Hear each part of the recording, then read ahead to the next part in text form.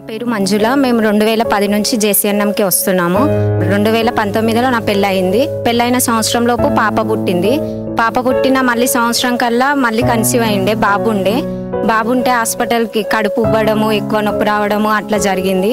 హాస్పిటల్కి వెళ్తే బాలేడమ్మా, బాబుని తీసేయాలని 3 monthsకే అబార్షన్ అయిపోయింది.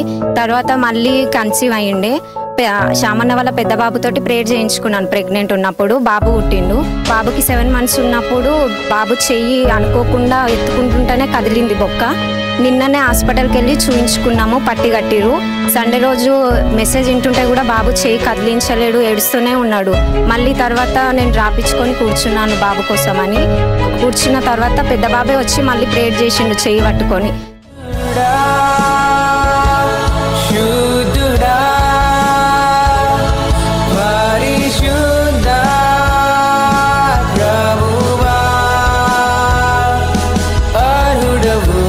చెయ్యి పట్టుకున్న ఒక 10 minutesకే బాబు చెయ్యి కదిలిస్తున్నాడు, వాటర్ బాటిల్ పట్టుకుంటున్నాడు, కచ్చి పట్టుకుంటున్నాడు. ఇట్లా పట్టి ఉన్నా కూడా చెయ్యి ముదరడము, తీయడం కూడా జరిగింది.